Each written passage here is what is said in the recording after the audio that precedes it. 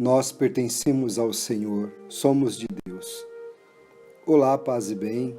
Hoje, terça-feira, dia 5 de junho, mais um dia em que Deus nos presenteia como dom de sua graça e também como oportunidade para vivermos um dia abençoado e feliz. Ó Senhor, eu te agradeço por mais um dia de vida. Abro, através deste áudio, as portas e janelas da minha alma e do meu coração para que tu possas entrar com a tua luz. Desejo que tu, Senhor, definas os contornos de meus caminhos, as cores de minhas palavras e gestos, a dimensão de meus projetos, o calor de meus relacionamentos e o rumo de minha vida. Podes entrar, Senhor. Santificai minha mente e aumentai a minha fé. Em nome do Pai, do Filho e do Espírito Santo. Amém. Na liturgia de hoje, Jesus nos convida a distinguir as coisas de Deus e as coisas dos homens, a dar a Deus o que é de Deus e a dar a César o que é de César. Peçamos a graça de acolher a palavra de Deus neste dia e de nos deixarmos conduzir pelo Senhor que se faz presente. Peçamos que o Espírito Santo conserve em nossa mente, em nosso coração e nossas ações, a palavra que vamos meditar.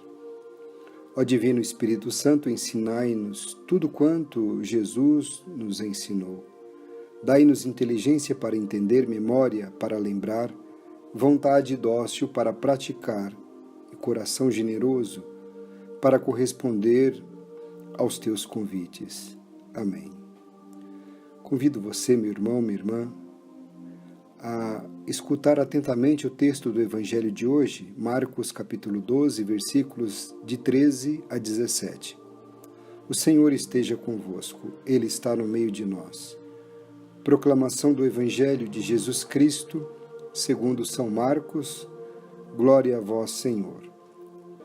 Naquele tempo, as autoridades mandaram alguns fariseus e alguns partidários de Herodes para apanharem Jesus em alguma palavra. Quando chegaram, disseram a Jesus: Mestre, sabemos que tu és verdadeiro e não dás preferência a ninguém. Com efeito, tu não olhas para as aparências do homem, mas ensinas com verdade o caminho de Deus. Dize-nos, é lícito ou não pagar o imposto a César? Devemos pagar ou não? Jesus percebeu a hipocrisia deles e respondeu: Por que me tentais? Trazei-me uma moeda para que eu a veja. Eles levaram a moeda e Jesus perguntou: De quem é a figura e inscrição que estão nessa moeda? Eles responderam: De César. Então Jesus disse: Dai, pois, a César o que é de César, e a Deus o que é de Deus. E eles ficaram admirados com Jesus. Palavra da salvação. Glória a vós, Senhor. Procure fazer a leitura do Evangelho pausadamente, destacando os versículos que mais lhe chamarem a atenção. Identifique o contexto da narrativa. Qual ensinamento Jesus transmite quando afirma: Devolvei a César o que é de César e a Deus o que é de Deus? Quais coisas pertencem a Deus e quais coisas pertencem a César? Os fariseus e os herodianos apresentam a Jesus um problema, um dilema aparentemente insolúvel. Mestre, sabemos que tu és verdadeiro e não dás preferência a ninguém. Com efeito, tu não olhas para as aparências do homem, mas ensinas com verdade o caminho de Deus. Dize-nos, é lícito ou não pagar o imposto a César? Devemos pagar ou não? Essa foi a pergunta que fizeram a Jesus. Jesus relativiza o insolúvel problema, introduzindo Deus no horizonte do problema. Dai, pois, a César o que é de César e a Deus o que é de Deus. Quando o ser humano conta com Deus, tudo tem solução. É isso mesmo. Quando o ser humano conta com Deus, tudo tem solução. O surpreendente de Jesus é que, quando introduz Deus, ele não faz discursos sobre Deus. Jesus simplesmente vive de Deus, fala com Ele, o presente e o sente. Para Jesus, Deus é alguém e não algo. É alguém com quem conta em quaisquer momentos, é alguém com quem Jesus convive. Eu e o Pai somos um. O que interessa ao evangelista Marcos é nos dizer que o ensinamento de Jesus é o único que tem valor para a comunidade cristã. Dai, pois, a César o que é de César e a Deus o que é de Deus. Logicamente, o ensinamento está na segunda parte. Devolva a César o que é de César. Podem ser prioridade uma moeda e um território, mas cada homem é propriedade de Deus, feito à imagem e semelhança de Deus.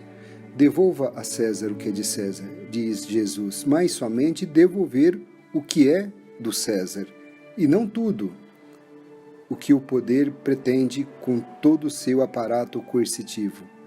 Por isso Jesus acrescenta, devolva a Deus o que é de Deus. Isto significa que nem tudo é do César, é do imperador, nem tudo é deste mundo. Ou seja, que o poder do Estado não é absoluto. Na linguagem política, os limites do poder político radicam na soberania popular, no reconhecimento e na declaração dos direitos humanos. Na linguagem espiritual ou religiosa, o que se enfatiza é que os poderes do Estado ou qualquer poder estão limitados pela soberania de Deus, pois Deus criou o homem à sua imagem e semelhança. Assim expressa o profeta Isaías do seguinte modo: Eu sou Deus, não há outro Deus fora de mim. A existência de Deus, o absoluto, é a negação de qualquer outro que se apresente como absoluto. Só há um Deus, o resto não é Deus. O cristão é chamado e enviado para ser o sal e a luz do mundo, para que ninguém explore ninguém, pois todos são filhos do mesmo Pai. O cristão na vida política deve ser justo. A obediência cívica não pode estar em contradição com deveres com Deus. Jesus respeita a autonomia do poder político, mas ao mesmo tempo afirma implicitamente que as estruturas políticas representadas, neste caso pelo imperador romano, não podem nunca ser divinizadas. Somente Deus é Deus. O que o texto diz a você, meu irmão, minha irmã? O que significa para você dar a Deus o que é de Deus e dar a César o que é de César? Você sabe distinguir as coisas de Deus e as coisas do mundo? Releia o texto e faça sua meditação. Qual lugar Deus ocupa na sua vida? Faça uma lista a partir das prioridades da sua vida. Em primeiro lugar, quem está? Em segundo, em terceiro, em quarto? Onde está Deus?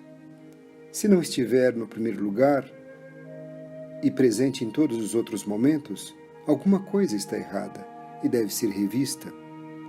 O que o texto o leva a dizer a Deus? Coloque-se na presença do Senhor e faça sua oração, pois Ele está com você e escuta seus pedidos, louvores e gratidão. Ofereça a Deus os frutos da sua oração, da sua meditação. Façamos a nossa oração. Ó Jesus, Mestre, vós dissestes que a vida eterna consiste em conhecer a vós e ao Pai. Derramai sobre nós a abundância do Espírito Santo, que Ele nos ilumine, guie e fortaleça no vosso seguimento, pois sois o caminho para o Pai. Fazei-nos crescer no vosso amor, para que sejamos como o apóstolo Paulo, testemunhas vivas do vosso Evangelho. Com Maria, Mãe, Mestra e Rainha dos Apóstolos, guardaremos a vossa palavra meditando em nosso coração. Ó Jesus, nosso Mestre, caminho, verdade e vida, olhai por nós com o vosso coração misericordioso. Qual novo olhar nasceu em você a partir da palavra? Com a palavra de Deus na mente e no coração, qual atitude você se propõe a viver hoje? Meu novo olhar é de reconhecer o lugar de Deus acima de tudo na minha vida. Que Deus nos abençoe e nos guarde. Que Ele nos mostre a sua face e se compadeça de nós. Que volte para nós o seu olhar e nos dê a paz. Abençoe-nos, Deus misericordioso, Pai, Filho e Espírito Santo. Amém. Nós pertencemos ao Senhor. somos de Deus. Uma terça-feira muito abençoada a você é o que eu desejo.